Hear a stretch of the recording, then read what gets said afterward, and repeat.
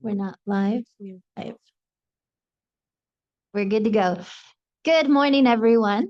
Welcome to the regular meeting of the Madera County Board of Supervisors. It is 9:01. We will call this meeting to order. Are there any additions to the agenda?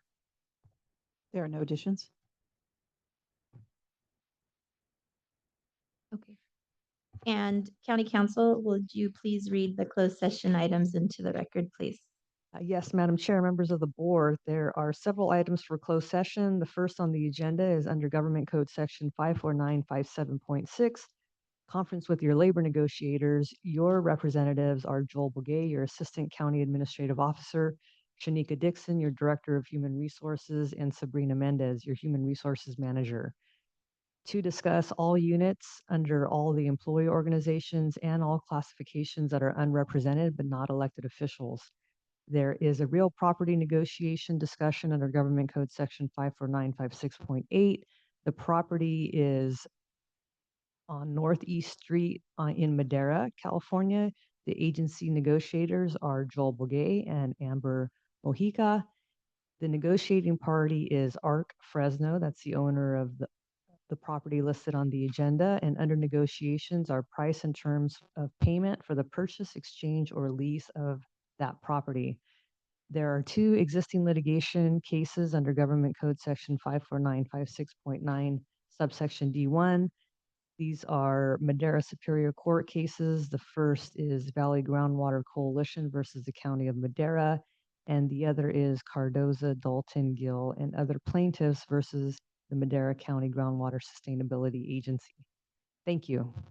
Thank you. Do we have any public comment on any of these items? Do we have any public comment online? None online? I'll close public comment and we will recess into closed session. Thank you.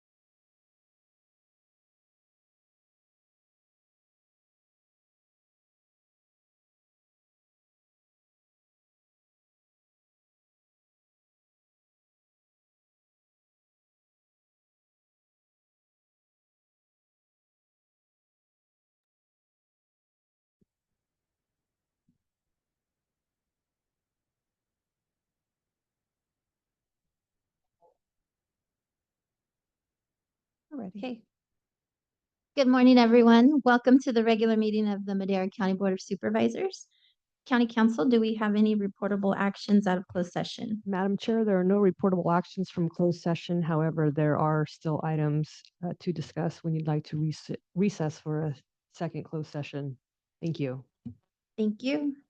At this time, we will open and close the meeting in memory of. Any of my colleagues wish to recognize someone?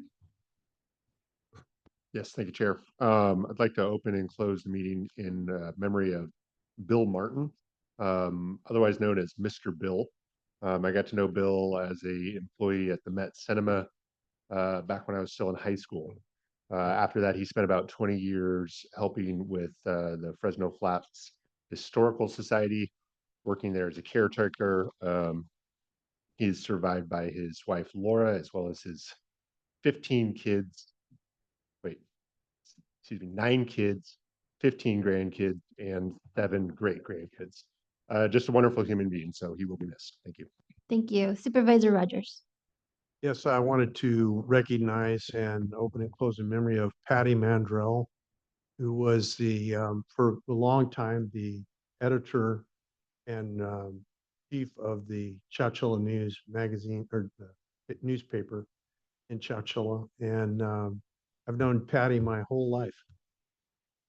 She was kind of a community mother to in fact, the police department dubbed her the department mother.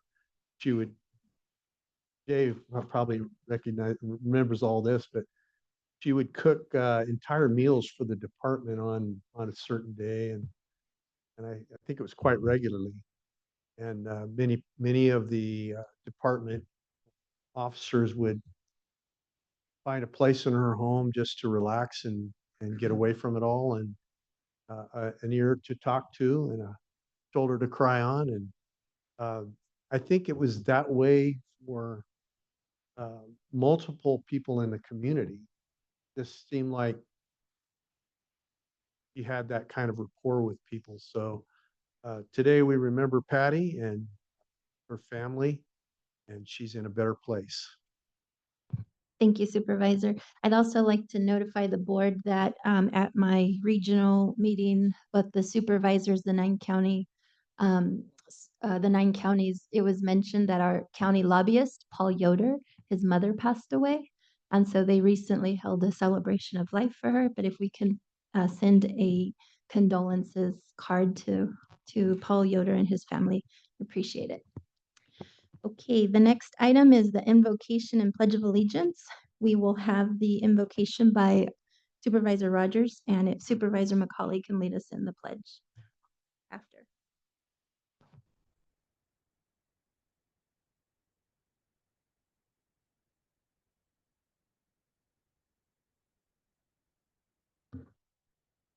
Good morning. We'll open with a verse from Revelations 4:11, which states, "Worthy are you, O Lord, our God, to receive glory and honor and power, for you created all things, and by your will they were created and have their being." Lord, we want to remember how great you are, and we thank you for your blessings and your mercy to us, the blessings you've shed upon our community. We thank you for these individuals this morning that we're remembering: Patty Mandrell, Bill Martin, and Paul Yoder's mother. We just pray your blessings upon those families, your encouragement, your comforting hand and arms around them in love. Even this morning, as we speak, we know that you, oh God, are capable of reaching the heart, that they're not even in the sound of our voice, but you, because of our intercessory prayer, will reach in and give them the hug that we'd like to give them this morning, and show them that you are a great and powerful God who cares about us, and the very hairs upon our head are numbered, and not one of us falls lest you know and are in agreement.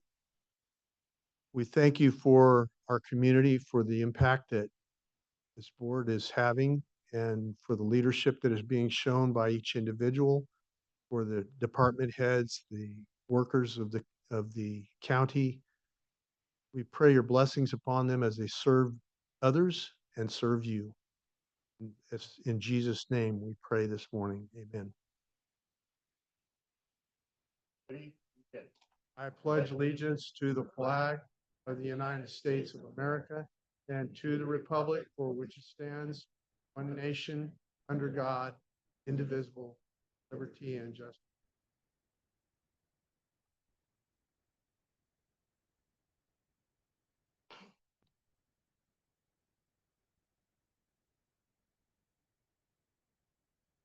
Thank you for that. Please bear with us. We have a new software and our agenda looks a little different. So bear with me while I turn to the right page. The first item on the agenda is public comment. The first 15 minutes of each regular session are set aside for members of the public to address the board on any matter under the jurisdiction of the board, but not appearing on the agenda. The board will not take action on any items presented under public comment. Speakers are limited to 3 minutes. Anyone addressing the board is asked to print their name clearly on the speaker sheet at the podium and state their name and county of residence for the record. Welcome. Supervisors, good morning. I know it is terribly rude for a man to speak ahead of a woman, but Cheryl Berry beside me insists that I do this today, that I go first, because she says I'll give her some ideas. Well, she has plenty of ideas of her own, trust me. But we're here today for a couple of reasons. Both of them we Dennis, hope. can you state your name for the Oh, I'm record? sorry, I'm Dennis Hart. I'm on the board of the Madera County Historical Society. Cheryl Berry is the president of the society, and she insists that I talk first. First reason we're here is to present you with the second edition of our book, Preserving the Past, which we first put out last year. You notice this says September 2025. And the reason we did a second edition is so we could have the logos of our best in Central California winning insignias on the front. With your help, we won Best Museum in Central California. And we cannot thank you enough. So this not only has a new cover, it has a new introduction from Cheryl. There's a new last page with pictures of all of us on the board of the Historical Society. And because I thought they deserved it, because everybody played a big part in winning this thing. So we cannot thank you enough.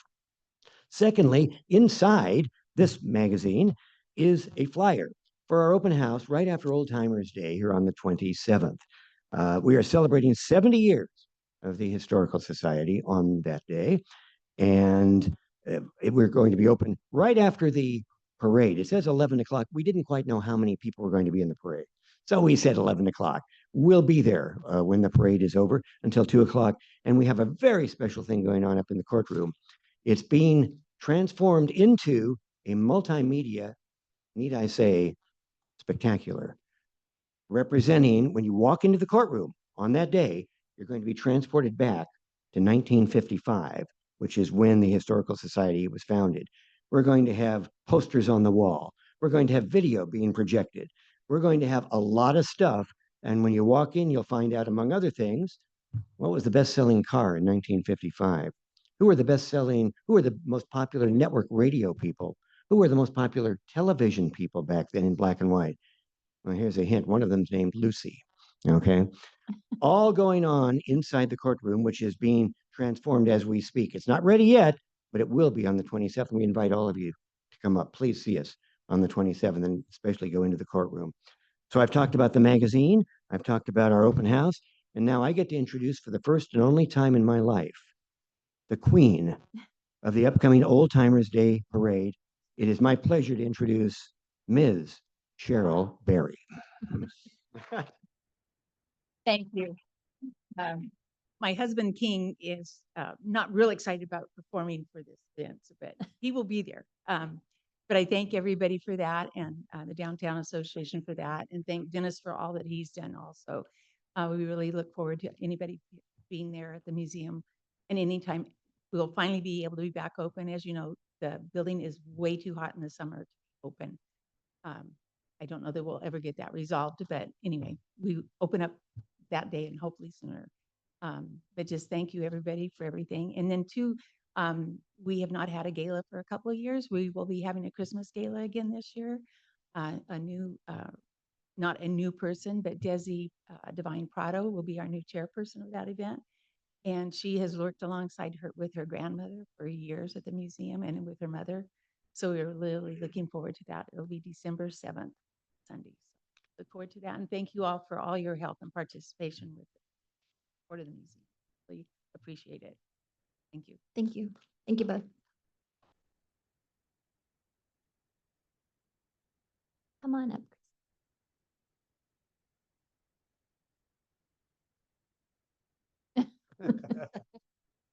Good morning, Madam Chair, members of the board. I am excited to announce and introduce to you two new members of our executive team, our Assistant Director, Taylor McAdam, He comes to us from Valley Children's Hospital, where he was the director of the neuroscience department. So we're very excited to have him on board. He has a master's in health administration. And then we have our new Deputy Director of Administration, primarily over our fiscal department. And his name is Randy Reidenhauer, and he comes to us with over 20 years of behavioral health fiscal experience. So I'm super excited to have them on board. And I'd like to welcome them and let them have an opportunity to introduce themselves. Thank you. Thank you. Good morning. My name is Taylor McAdam. I'm coming to you all with 8 years of operations and management experience in healthcare, and most recently Valley Children's Healthcare, and appreciate the opportunity, and I'm excited to be here. Thank you. Thank you. Welcome. Randy Reidenauer. I am been in Mariposa County for 20 years, fiscal manager of the health division, behavioral health, and before that, 20 years in private business. And I am thankful for the opportunity to be here in Madera County, and looking forward to bright fiscal climate and bright futures for our agency. I'm glad to work with and Chrissy again too. Also, Welcome. Thank you. Do we have anyone else? Do we have anyone online? None online. I will close public comment. Next item is the consent. All matters listed under consent are to be considered to be routine and enacted by one motion. Any of my colleagues wish to pull an item? I believe County Council is going to make an announcement. Oh, yes, Madam Chair, thank you. There is a request to pull item 6D. That's a Behavioral Health Services Department matter, and the department will bring it back at a future date. Thank you. Supervisor Wamhoff? Yeah, Chair, I just have a comment regarding 6M and Mary under County Admin Department regarding PAA's reports. It's a pretty extensive list, but I wanted to see the feasibility of being able to include the actual contract language in the backup for future reports. Didn't know if that would be cumbersome or what. Excuse me, you would like a copy of each PAA in the future report? Just as the new PAAs come on board, to include a copy, would that be too cumbersome? I don't think Thank you. I did have a comment on item, I know, 6F, and that's the calendar for next year. And I believe you have on there June 2nd and November 3rd, and there's an election on those dates. And so generally the elections office uses this chamber. So I don't know if you're planning to, Supervisor McCauley, you're likely the chair. So I don't know if you're planning to move those meetings to a different location, but I just wanted to make you aware that those two dates, and it's a busy election. It's easy. Sometimes you forget about those election things, right? Yeah, no, we'll definitely keep that under consideration, and hopefully we can find outside of this room to do the meetings. It is my hope that we can do some on the road board meetings next year. I know we've done those in the past. I think they're a great opportunity for this board to get out into some of the outlying communities. So hopefully that's something we can incorporate. Thank you. Do we have any public comment on the consent? Do we have any online? None online. I'll close public comment and bring it back for action. Move to approve. Second. Does that include the removal of 6D? In a second. We have a first and a second roll call vote. Supervisor Wamhoff, Yes. Supervisor McCauley, Yes. Supervisor Rogers, yes. Chair Gonzalez, Yes. vote passes 4-0. And we'll note that Supervisor Poitras is in Washington, D.C., representing us at the Valley Voice, I believe, endeavor. So he is not here today. First item on the discussion items, well, we have two proclamations that are within the same department. So I wanted to highlight that. And I will have the clerk of the board read the first item. Behavioral Health Services Department presentation of a proclamation naming September 2025 as National Recovery Month. And for the first item, we have Melissa Gomez. Is that correct? You do the presentation or just give us a little background on this? Well, first, good morning. Good morning, everyone. So as you know, every September, the recovery community is honored across the United States. Recovery Month celebrates the gains made by those in recovery from substance use and mental health. Recovery Month provides the opportunity to increase awareness and understanding of mental health and substance use. It helps encourage individuals in need of treatment and recovery services where they can seek the help they need. Recovery Month also celebrates individuals living in recovery and recognizes the dedicated workers that provide the prevention, treatment, and recovery support services that help make recovery possible. The theme for 2025 is recovery is real and restoring every aspect of life, which reminds us that recovery is a long and arduous process and that cannot happen without the community at large. Additionally, it reminds us that recovery affects us all. We can all relate personally or through a loved one to the experience of recovery. While it may be tempting to characterize recovery as a universal experience or a single journey, our community is proof that there are many pathways to recovery as there are people. Our strength is our diversity.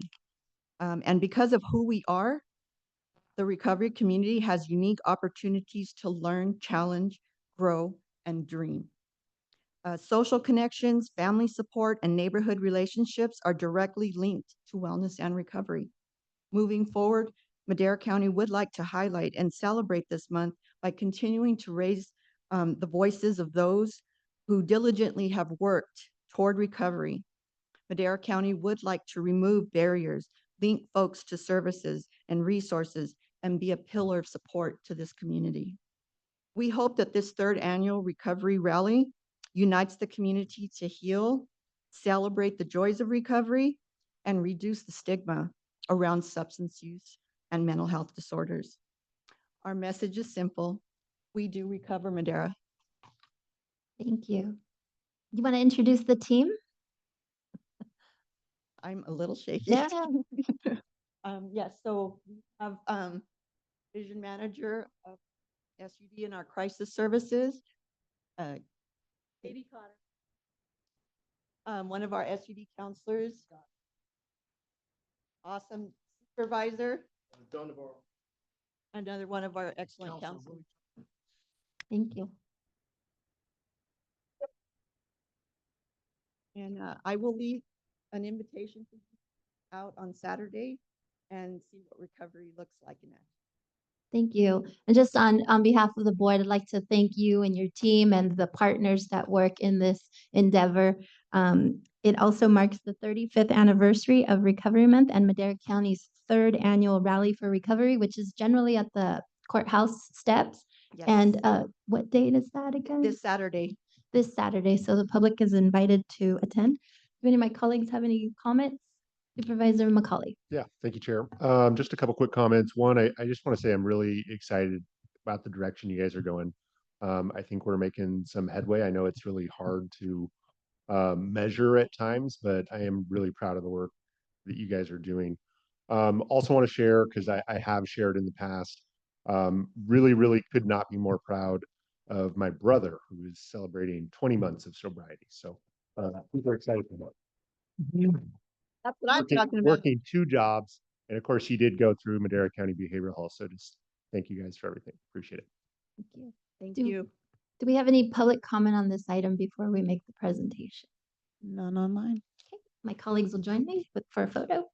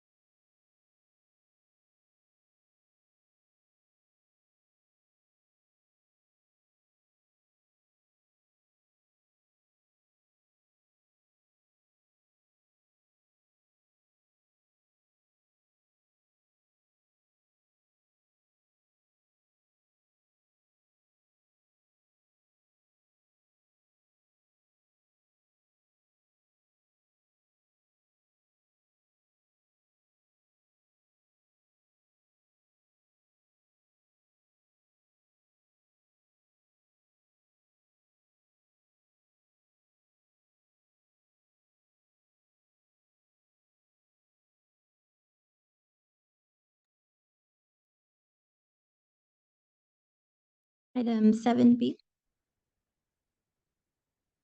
Behavioral Health Services Department, presentation of a proclamation naming September 2025 as National Suicide Prevention Month and the day of September 10th, 2025 be declared as World Suicide Prevention Day. Thank you. And for that, we have Adrian Gonzalez from Behavioral Health. Welcome. Good morning, ladies and gentlemen. My name is Adrian Gonzalez. I'm the program manager at BHS over the outreach prevention team. My team does a lot of outreach in the community, in particular with suicide prevention for Suicide Prevention Month, which is in September. And we also want to declare Suicide Prevention Day, which would be September 10th.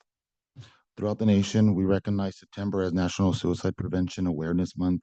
This year's theme is all about creating hope through action and focus on raising awareness and encouraging action to address mental health challenges and prevent suicide.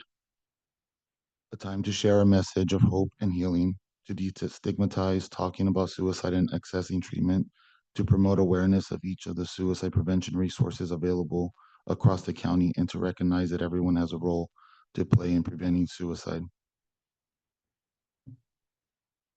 Also, September is recognized as National Suicide Prevention Month, a month to remember the lives lost to suicide, the millions of people who have struggled with suicidal ideations, and acknowledge the individuals, families, and communities that have been impacted.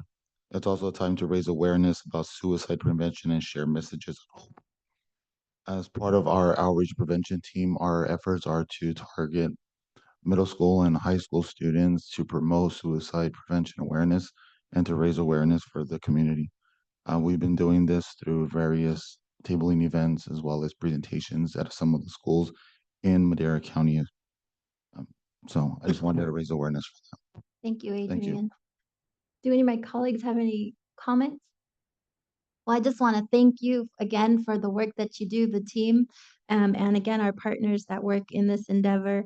It is vital, and by recognizing the signs and starting a conversation and connecting someone to help, that's so important. It's also a time to honor lives lost, support those who struggle, and raise awareness about the resources available here in Madera County. So with that, I'll ask for public comment on this item. Do we have any online? None online. And if my colleagues can join me for another photo.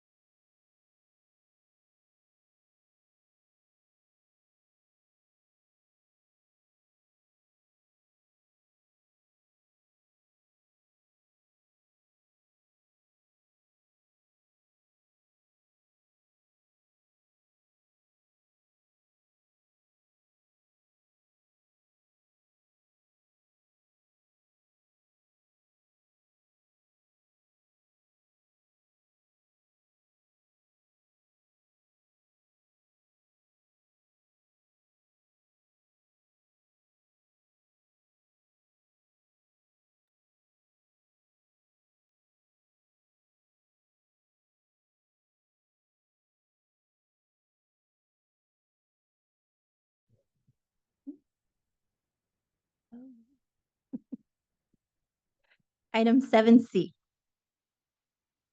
Public Health Department discussion and consideration of entering into an agreement with California Department of Public Health, state agreement number 25-10181 in the amount of $7,885,602 for a federally funded program to provide nutritional assessment, education, counseling, and furnish vouchers for food commodities to pregnant women, infants, children for a term ending September 30th, 2028, and authorize the chair to sign.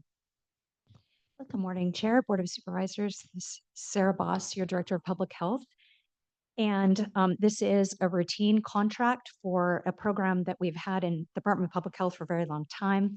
As stated, this USDA public health nutrition program safeguards the health of low-income, pregnant, postpartum, and breastfeeding women infants and children up to age 5 who are at nutritional risk and provide nutritious foods to supplement diets, nutrition advice and education, breastfeeding support, and referrals to health services. In Madera County, WIC participants have largely transitioned to telehealth visits and enjoy the flexibility that this provides, and our staff are also available for both scheduled and walk-in visits at our Gateway location. We also operate, as part of our WIC program, a farmers market each summer for participants to use WIC farmers market vouchers. I want to highlight that WIC is one of the most evidence-based programs that exists in our country, especially in public health. Decades of research have shown the investment in diets of pregnant women, infants, and young children have significant short and long-term development and health benefits. It reduces fetal deaths, infant mortality, increases the duration of pregnancy, and reduces low birth rate rates. The contract for your consideration today is with the California Department of Public Health that manages the federal funds for the state and follows a federal fiscal year. The funds are allocated based on participation caseload. We have 20 WIC staff that serve over 8,000 women, infants, and children annually.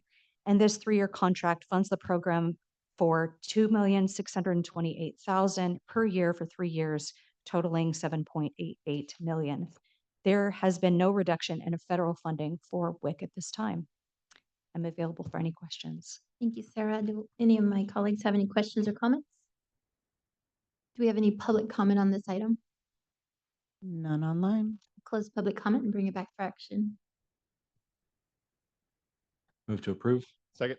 We have a first and a second. Roll call vote, please. Supervisor Wamhaugh. Yes. Supervisor McCauley. Yes. Supervisor Rogers. Yes. Chair Gonzalez. Yes. Vote passes 4-0. Thank you. It is now 10:30. We will move into our public hearings. Item 8A. Treasurer Tax Collector Department. Excuse me. Introduction of an ordinance amending Madera County Code Section 3.47.050 of the Chapter 3.46 of Title 3 relating to fees charged by the Office of Treasurer Tax Collector. Waive the first reading and set the second reading for September 16, 2025. Good morning. Hello, good morning. Tracy Kennedy, your treasure tax collector. Anyway, we have some new fees to add to our long list of fees. As you've seen, this is the first reading for the new fees. Now remember, most of these fees will not apply to any taxpayer that pays their taxes annually and on time. So this is basically to cover the extra work related to delinquencies in different cases. So if you have any questions, we're here to answer them. Any questions, comments from the board? Do we have any public comment on this item? None online. I'll bring it back. I move to waive the first reading and set the September. Second. We have a first and a second. Roll call vote, please. Supervisor Rogers. Yes. Supervisor McCauley. Yes. Supervisor Wamhaugh. Yes. Chair Gonzalez. Yes. Vote passes 4-0. Thank you. Great, thank you. Item 7D. Public Works Department Engineering Services Division, discussion and consideration of entering into an agreement with MR Avenue 12 Partners LLC for the construction of a traffic signal at the intersection of Avenue 12, Jason Court, Fernwood Drive, and authorize the chair to sign. Dominic, welcome. Good morning, Madam Chair, members of the board. Dominic Tyberski, Madera County Public Works Director.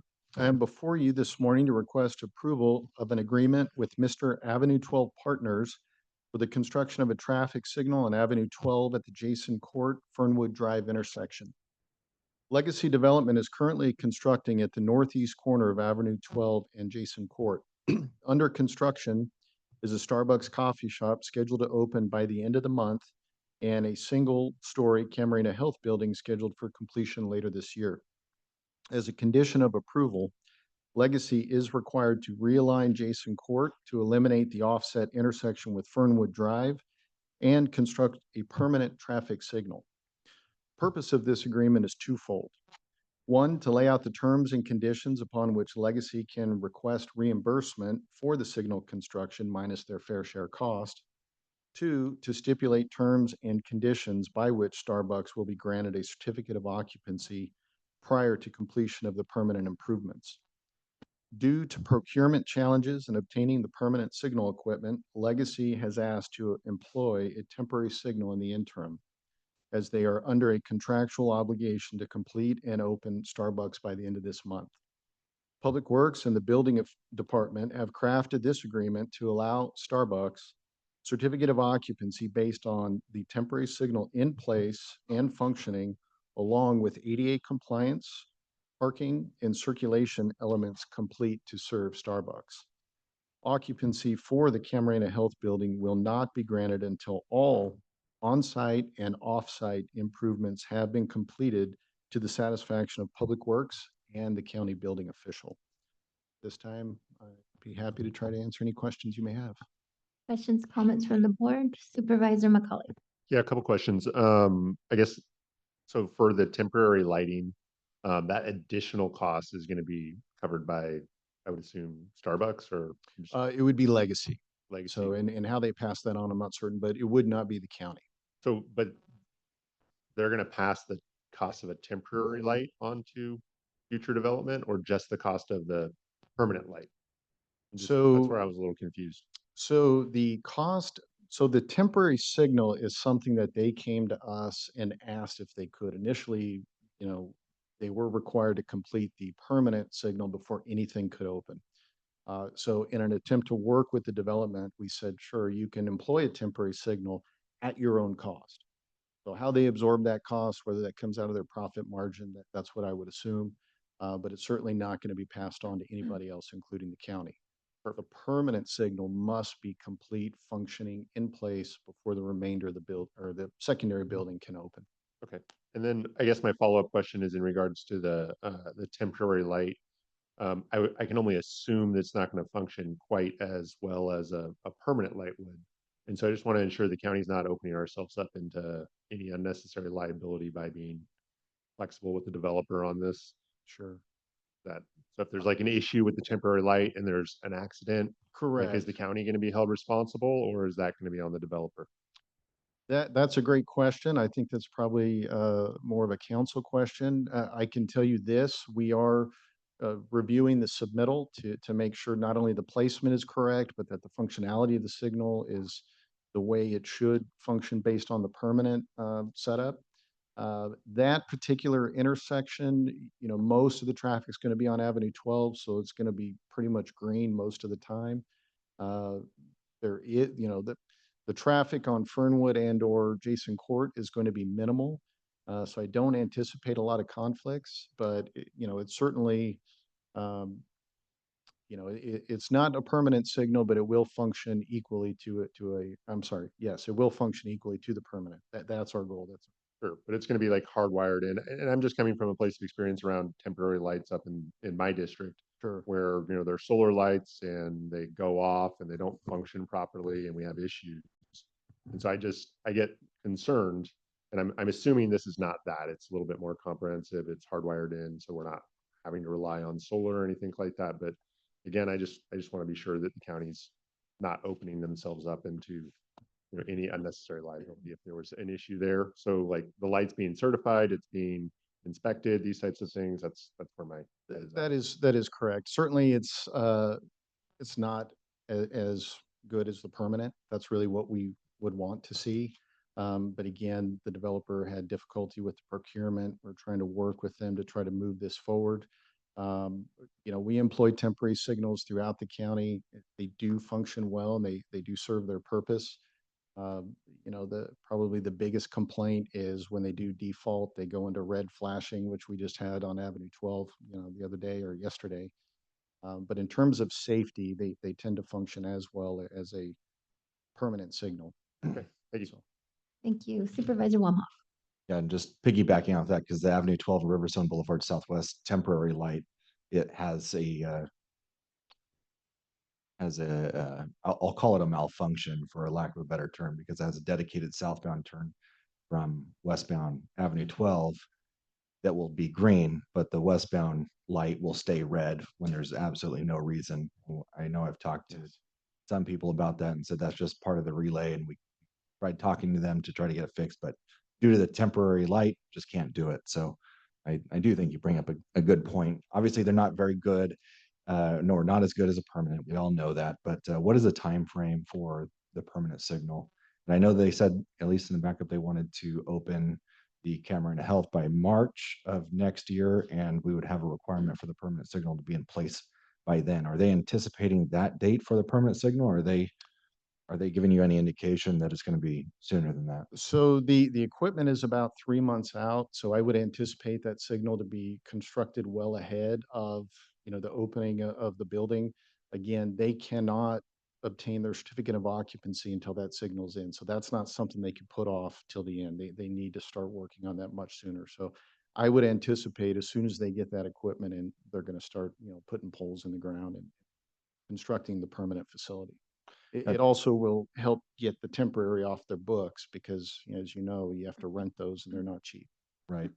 And it did show that the developer share of cost for that signal was 8%, which I still find. I know we have a very good traffic engineer that came up with that percentage, but the amount of disruption that north-south traffic as a result of that Starbucks and future health center is going to cause is not minimal, in my opinion, and it's going to cause disruption. I don't know how they came up with the 8%, but I'm not a traffic engineer. I'm not going to claim to know more than the smart guys. However, for the public's knowledge, if you could expand on how, because obviously the developer pays for that up front, and there's a reimbursement agreement, Correct. and it's within 30 days, correct? Yes. So the county reimburses. Where do those funds come from? And can you just briefly explain to those who are out there that want to know more about where the county is obtaining these funds and how that process looks? Sure. Just to go back to the fair share analysis, it does seem low, and I was a little disappointed when I saw that myself.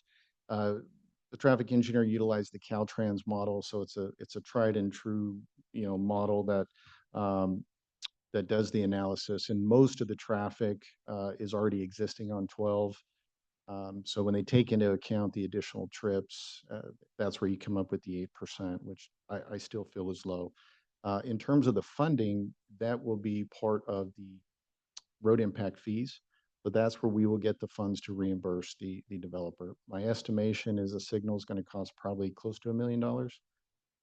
So the county will be paying, 920,000 of that out of the road impact fee program. And what is the estimated timeline for that to get replenished? Because obviously, it comes in waves with development, but with our current pace, how long would it take to replenish that? At the current pace, that it would be replenished within a month. There's really quite a bit of revenue coming in because of the number of rooftops being constructed at the current pace. Great. Thank you so much. Yes. Thank you. Anyone else? Do we have any public comment on this item? None online. Close public comment. What is the pleasure of the board? Move to approve. Second. We have a first and a second. Roll call vote, please. Supervisor Wamhaugh. Yes. Supervisor Rogers. Yes. Supervisor McCauley. Yes. Chair Gonzalez. Yes. Vote passes 4-0. Thank you, Dominic. Thank you. Madam Chair, if I might interrupt, Yes, please. there are items. There's a request to remove item 7E from the agenda. And so I just wanted to make note of that. And then also in conferring with you, the last item was a public hearing for the Treasure Tax Collectors Department. And that was open and closed in the regular public comment language rather than the hearing language, but it serves the same purpose and holds the same value. I just wanted to make note of that for the agenda, that it was treated as a public hearing. Thank you. Thank you for that. So item 7E has been pulled and we will move on to 7F. Public Works Department Engineering Services Division, second reading to adopt an ordinance amending section 2.93.010 of chapter 2.93 of Madera County Code relating to delegation of authority to acquire interest in real property. Morning, Madam Chair, members of the board. And before you this morning for the second time to present an ordinance amending section 2.93010 of the Madera County Code relating to delegation authority to acquire interest in real property. First reading was presented before your board on August 19th of this year. And at this time, the department requests waiving of the second reading and adoption of the ordinance. In July of 2020, your board adopted Ordinance 593E, which amended Chapter 2.93 of the county code to allow a delegated county officer to act on behalf of your board with respect to right-of-way acquisition for public works projects pursuant to Government Code Section 25350.60. This action is necessary for the continued progress on various current and future county public works projects which require minor right-of-way acquisition, constrained at $125,000 for capital projects and $50,000 for maintenance projects. Section 2.93G of Chapter 2 set a 5-year effective period from the date the chapter was last amended. Therefore, the Public Works Department is requesting that the board approve an ordinance to amend Chapter 2.93 and renewing the 5-year effective period for 2025 through 2030. Be happy to try to answer any questions you may have. Any questions or comments from the board? Do we have any public comment on this item? None online. I'll bring it back for action. Second. We have a first and a second. Roll call vote, please. Wamha. Supervisor McCauley, Supervisor Wamha, Yes. Supervisor Rogers, Yes. Chair Gonzalez. Yes, Vote passes 4-0. thank you. Thank you. Item 7G.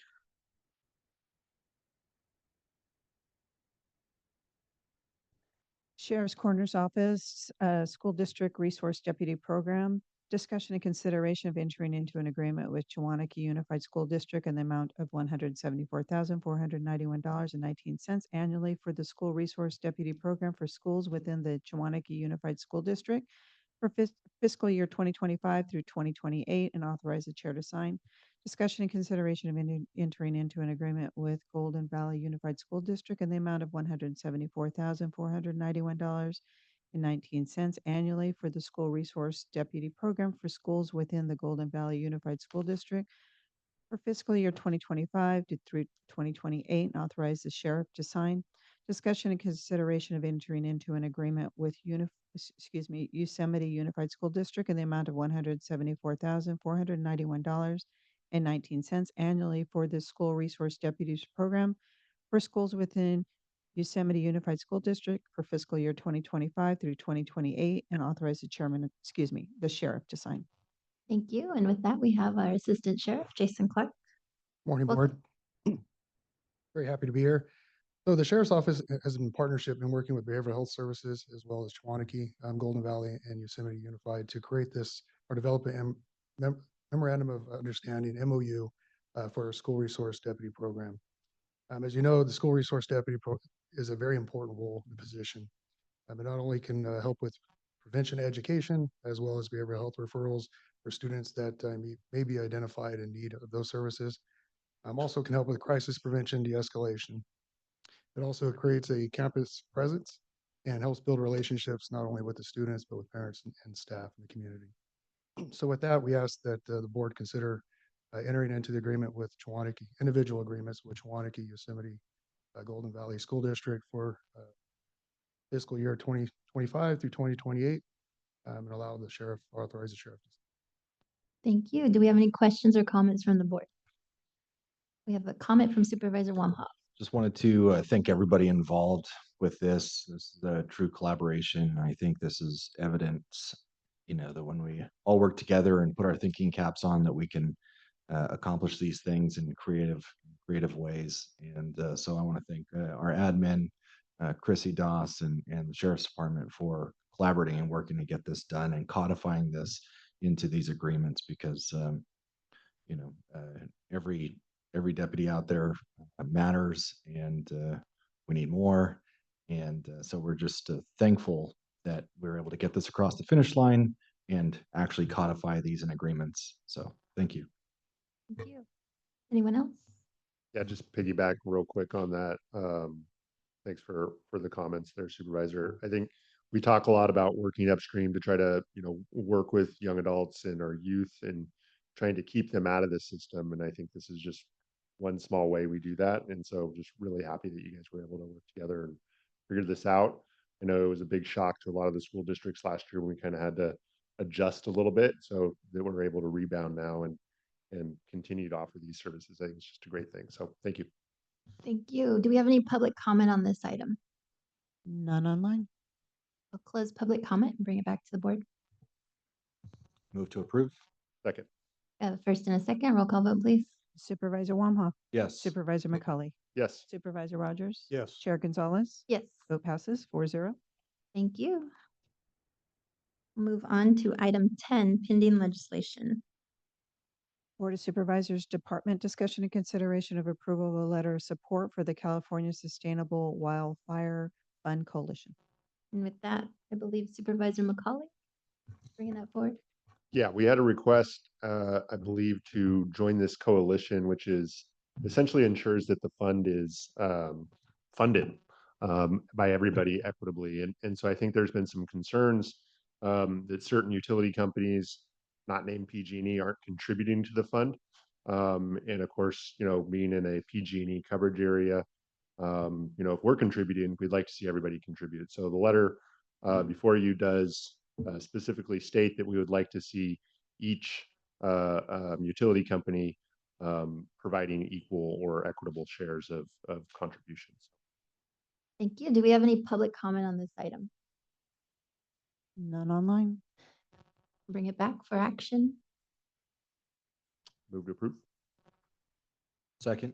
We have a first and a second, roll call vote. Supervisor McCauley, Yes. Supervisor Wamhaugh, Yes. Supervisor Rogers. Yes. Chair Gonzalez. Yes. Vote passes 4-0. Okay, thank you. Item 11 is supervisor and staff reports. I'll start with Supervisor Rogers. Yes, I attended the Groundwater Sustainability Agency in Chowchilla. There were a couple other meetings that Thank you. Supervisor McCauley.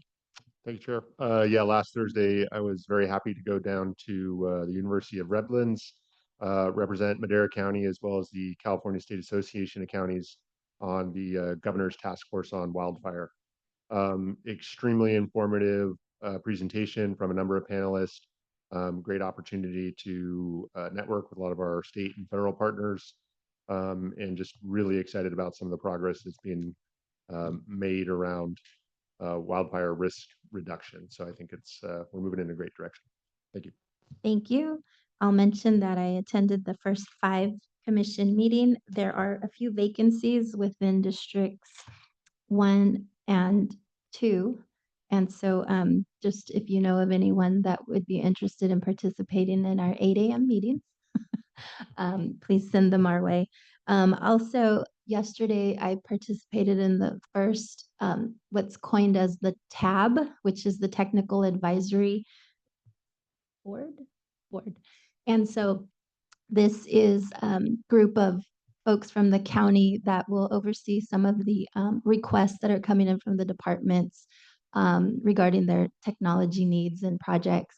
And so it's a great innovative way to address some of these needs and to address them in a way that is feasible because, everything's important, but we've got to prioritize some of these projects. So very excited to be part of that committee. I believe that they'll be coming forward to give the board a briefing on what exactly the TAB is, but very excited to participate in that. Supervisor Wamhaugh. Great. Last week, we've been working on a lot of development type issues, but from the Golden Valley Chamber, we had a ribbon cutting for Pruitt Dental in Madera Ranchos, and that was on September 2nd. Had a great time over there, and they are a fantastic group. I actually became a patient of theirs too. I got these fancy Invisalign things that are supposed to be in my mouth right now, but I took them out. Forget them. I know, I'll throw them away. And also last week attended the ribbon cutting for the Avenue 12 Cottonwood Creek Bridge replacement in partnership with Caltrans, MCTC, and a host of other people as well. It's a 2.5-year project, cost $37 million. And so it's designed to improve freight in our roadways and the northbound off-ramp, just improve capacity and have more free-flowing traffic in addition to stability instead of that 2 separate bridge across Avenue 12. It's really going to help with the ability to grow in that area and provide enough infrastructure for future traffic in the area. So it was a great day over there, and I tried to steal the Highway 99 sign that they had as a prop, but they didn't let me. So that's all I have. Thank you. CAO Barney. The only thing I'll report is I know that we've lost a pharmacy here, there, and two, I think, in Chowchilla, and now there's plans for two replacements in Chowchilla, one on Robertson Boulevard, one at the old old St. Martin Shopping Center, and there's a new one here in Madera on Almond Avenue that just opened where all the other medical offices are if someone's looking for a pharmacist. Thank you. No report, Madam Chair. Thank you. Madam Clerk, do Nothing to report. Thank you. we have any staff? Seeing none? Okay, we will resume closed session, and then we will return at 1:30 for our GSA items. Thank you very much.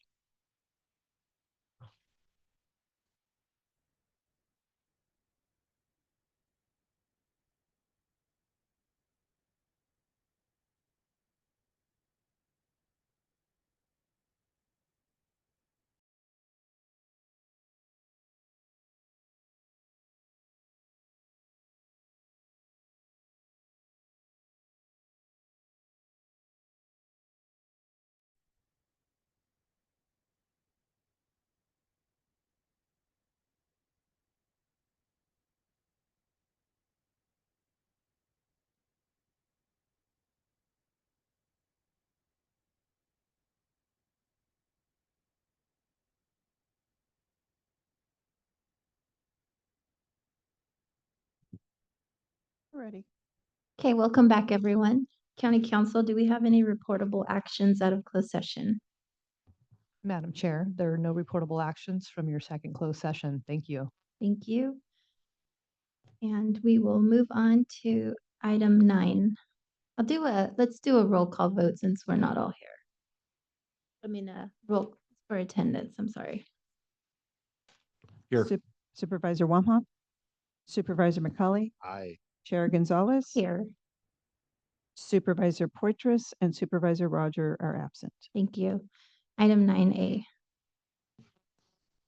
Board of Directors, Groundwater Sustainability Agency, Water and Natural Resources, discussion and consideration to adopt a resolution establishing and approving the 2026 through 2040 groundwater sustainability plan-based allocations for the Madera County Groundwater Sustainability Agency for Madera Subbasin, Chowchilla Subbasin, the Delta Mendota Subbasin, a finding that the proposed resolution and is consistent with the authority granted under the Sustainability Groundwater Management Act and is exempt from the California Environmental Qualities Act under guidelines section 15307, 15308, and 15061B3.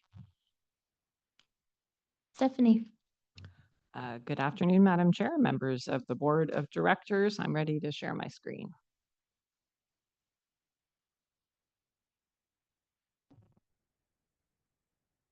Okay, there is one resolution before you today. This resolution encapsulates allocations from 2026 through 2040 in the Madera County GSA in 3 subbasins.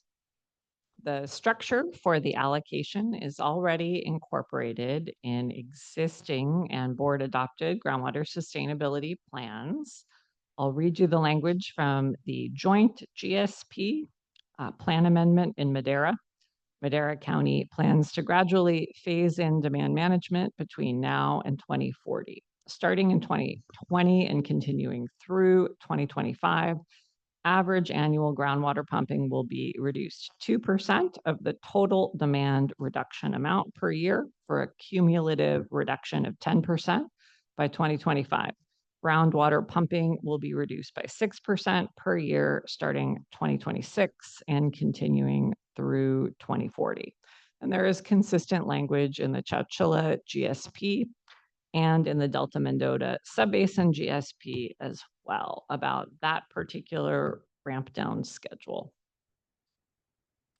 So the reason this is before you today is because originally we adopted allocations for this time period that you see here, and we've shared this table with residents and farmers here, and they often want to know what comes next after 2025. So we've talked through that 6%, but for planning purposes, farmers are asking for a schedule to be published with these allocations through 2040.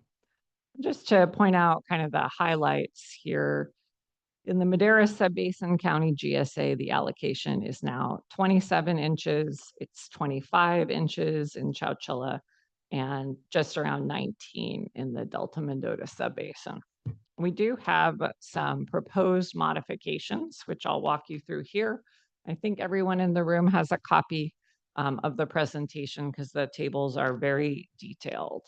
So in the Madera Subbasin for the county GSA, one thing has been refined, and that is the number of acres in farm units, what we call enrolled acres, or what were called irrigated acres in this table. So our original estimate was that we would have 85,000 acres in farm units, and instead we have 88,000 acres. What that did is decrease the reallocated sustainable yield from 6.7 inches per acre to 6.3. So other than that, the Madera table is pretty straightforward. In the Chowchilla Subbasin, we have a very consistent estimate, 38,000 acres were estimated in 2020 to 2025, and that is the same moving ahead. The Delta Mendota had a few modifications. This is the acreage that is in between the middle of the river and one of the exchange contractor entities. And what we found is that our original estimate was 2,100, but really should have been closer to 1,100. So what happens there is because there are less irrigated acres, there is more water in the reallocated sustainable yield. So you actually see this allocation look a bit better. So in sum, you have 3 allocations with schedules going from 2026 to 2040. They ramp down the transition water in its entirety. They do not rely on projects, and they get us where we need to be. There are a couple of things that came up at the committee meeting that I wanted to address. The committee considered a staff recommendation to adopt the resolution and then is making a recommendation to the full board here. One thing discussed was what factors affect the allocations? Well, the big one that you just saw is how many acres are actually in farm units. If you let more acres into farm units, you are decreasing the reallocated sustainable yield for the existing irrigated acres. The other thing that came up was when we want to revisit the allocations. And there was a suggestion to do this yearly, and it could be nicely combined with a review of the annual report. Annual reports are due April 1st, so we could do a May review of that. Happy to take your questions on this item. Thank you, Stephanie. Any questions or comments from the board? Supervisor Wamha. Great, thank you for the information, Stephanie. And I'm going to ask some questions that have been brought up regarding the volume of water and the impact that it has. And if you could elaborate a little bit on the original schedule when this was approved with the existing glide slope down through 2040, because that had initially had water, that in that plan with that original glide slope had water projects that were included in that originally, correct? So the original modeling in 2018 did use an annual demand reduction of 90,000 plus importing about 21 or 22,000 acre feet of water. So that was originally in planning expectations in 2018 and 2019.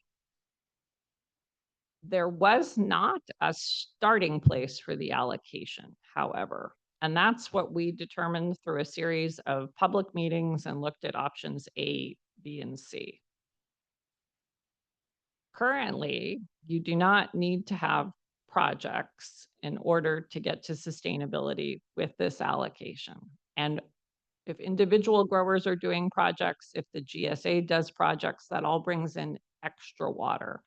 But we don't necessarily have the same 90,000 plus 20,000. Instead, we have a full demand reduction amount of 113,000. So it does all of the work without relying on projects. Gotcha, understood. And because some of the argument is, and maybe it's a misconception, but the amount of groundwater that is taken out of the basin because of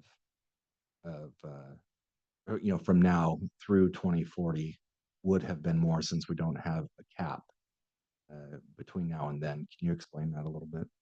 Sure. The GSP and in Madera, Chowchilla, and Delta Mendota do not have a cap or a number of a volume that we agree to extract or a cap. I think if all of the agencies were to agree to a cap, that would be perfectly fair. But we didn't change what we did. We didn't have a starting point for the allocation. We evaluated what the current demand was, and we let the growers voice their opinions and the board choose a starting place. So that I think the misconception is that we somehow changed and that changed the volume extracted, but there is no agreed upon volume in the GSP. So just to be clear, you're saying there will, as a result of this, there is not more volume that is going to be taken out of the subbasin that deviates from the plan from now through 2040? This is not a deviation from the plan. The plan did not have a starting point for the allocation for a transitional water amount, and the plan did not have a volumetric amount that was agreed upon. And if there were a volumetric amount agreed upon, that would need to be agreed upon with every agency capping their groundwater extractions. Because that's kind of like, I guess to give an analogy would be, California capping its emissions to help air quality, but our neighbors next door aren't doing it, and we all breathe the same air. Is that sort of is that a decent analogy? Yes, I like that. Okay. Except that I'm California in this. Yes. But it's one agency taking the hit for everyone rather than everybody agreeing to groundwater extractions. Got it. I appreciate it. Thank you. You have anything? I'll open it up for a public comment at this time. Do we have any public comment? Come on up.